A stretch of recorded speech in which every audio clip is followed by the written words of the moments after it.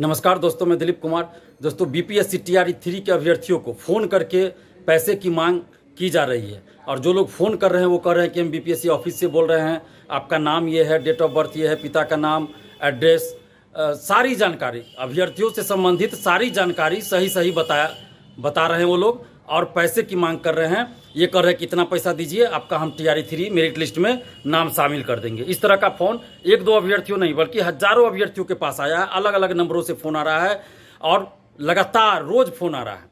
सबसे पहले तो आप जितने भी अभ्यर्थी हैं, जितने भी आप छात्र छात्रा हैं, आप सबसे हम अपील करेंगे और अपील करते हैं, पहले भी अपील कर चुके हैं और आज फिर अपील कर रहे हैं इस वीडियो के माध्यम से कि आप लोग ऐसे लोगों के चक्कर में बिल्कुल ना पड़े जो आपको परीक्षा से पहले या परीक्षा के बाद या परीक्षा के दिन आपको बोले कि आप पैसा दीजिए, इतना पैसा दीजिए, आपका हम सेटिंग करा देंगे, क्वेश्चन दे देंगे या फिर OMR सीट रंगवा देंगे, या किसी भी तरह का आपको लालच दे कि आप इतना पैसा दीजिए, आपका हम मेरिट लिस्ट में शामिल कर देंगे। तो ऐसे गिरोहों से आप लोग बचिए, ऐसे गिरोहों से बचिए, ऐसे लालच में मत फंसिए, क्योंकि ये लोग ठग हैं। ये पूरी तरह से ये लोग ठग का काम करते हैं, ठगते हैं पैसा अभ्यर्थियों से। और ये एक तरह से साइबर क्राइम का भी मामला है, क्योंकि ये लोग पैसा ठगते हैं, अलग अलग नंबरों से फ़ोन करके आपसे पैसा ठगते हैं, पैसे की उगाही करते हैं। तो ऐसे लोगों के चक्कर में बिल्कुल ही ना पड़े। मैं तो हमेशा से कहते आ रहा हूँ कि किसी भी तरह के धांधली सेटिंग या कदाचार से आप लोग बिल्कुल ही दूर रहिए। और जहाँ भी आपको ऐसी कोई भी सूचना मिले तो तुरंत आप पुलिस को बताइए, आप हमें भी बता सकते हैं। और इस टीआरई 3 मामले में भी अगर आपके पास कोई फ़ोन आ रहा है, पैसे की मांग की जा रही है, तो तुरंत आप उसकी सूचना पुलिस को दीजिए, आर्थिक अपराध इकाई पटना को दीजिए।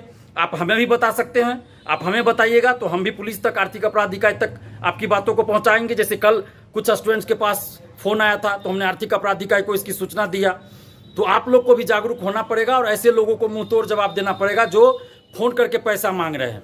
अभ्यर्थियों से हम ये अपील कर रहे हैं, अभिभावकों से अपील कर रहे हैं कि आप लोग ऐसे गिरोहों के चक्कर में ना फंसे और ऐसे लोगों का खुलकर विरोध करें और इसकी सूचना पुलिस को जरूर दीजिए।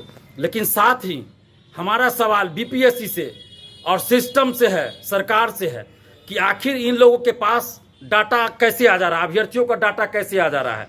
ये बड़ा सवाल है कि इन गिरोहों के पास अभ्यर्थियों का डाटा कैसे आ जा रहा है, हूबहू सारा चीज़, सारी जानकारी कैसे वो दे रहे हैं सही।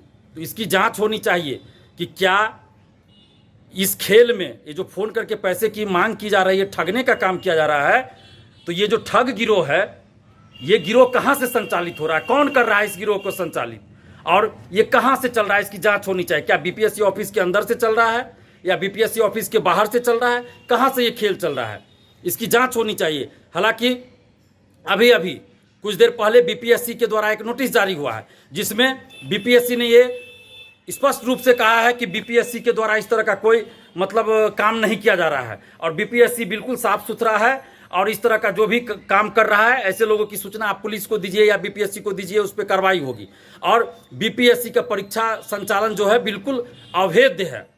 बीपीएससी के द्वारा भी एक चेतावनी नोटिस जारी किया गया है। तो बीपीएससी ने लेटर जारी किया, हम उसका स्वागत करते हैं। बीपीएससी को ये काम पहले करना चाहिए, बीपीएससी को अपना पक्ष रखना ही चाहिए था कि बीपीएससी की तरफ से क्या हो रहा है, नहीं हो रहा है इस मुद्दे पे। हम भी ये मांग कर रहे थे कि बीपीएससी के चेयरमैन कुछ बोले इस पे, बीपीएससी के अधिकारी कुछ बोले कि भाई पैसों की मांग इस तरह खुलेआम हो रही है, कहाँ से हो रही है, क्यों हो रही है। तो बीपीएससी ने अभी स्पष्ट कर दिया, बीपीएससी का ये कहना है कि उनके तरफ से कुछ इस तरह का काम नहीं हो रहा है, बीपीएससी ऑफिस के अंदर से नहीं हो रहा है। लेकिन हम सरकार से ये मांग कर रहे हैं कि ये जाँच होनी चाहिए इसकी, क्योंकि टीआरई 3 पेपर लीक भी हुआ तो उस समय भी बीपीएससी नहीं मान रही थी कि पेपर लीक हुआ है। बीपीएससी का तो यही कहना था कि कोई पेपर लीक नहीं हुआ टीआरई 3 का, जबकि आर्थिक अपराध इकाई ने जांच रिपोर्ट दे दिया था और ये कह दिया था कि पेपर लीक है। फिर भी बीपीएससी कह रहे थे कि कोई पेपर लीक नहीं है, कोई साक्ष्य नहीं है।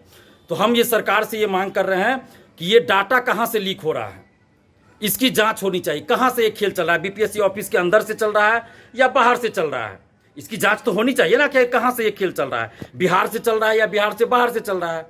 ये साइबर क्राइम का भी मामला है। आखिर अभ्यर्थियों के पास ये डाटा कहाँ से आ रहा है? क्या कोचिंग शिक्षक वाले कुछ ऐसे हैं जो अभ्यर्थियों का डाटा लीक कर रहे हैं?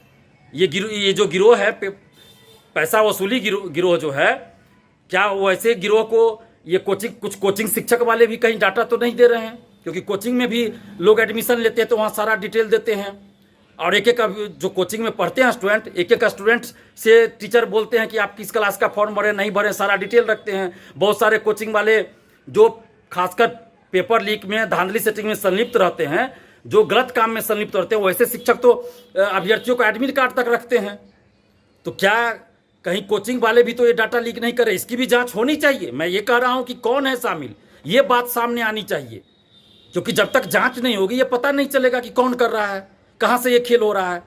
तो चलिए, बीपीएससी ने कम से कम एक अच्छा काम आज किया कि एक नोटिस जारी किया और अपना पक्ष रखा, तो ये अच्छी बात है, इनको पहले रखना चाहिए। लेकिन साथ ही हम बीपीएससी से भी ये सवाल कर रहे हैं, आप कह रहे हैं कि आपका परीक्षा संचालन बिल्कुल अवैध है, तो TRE 3 का पेपर लीक कैसे हो गया भाई?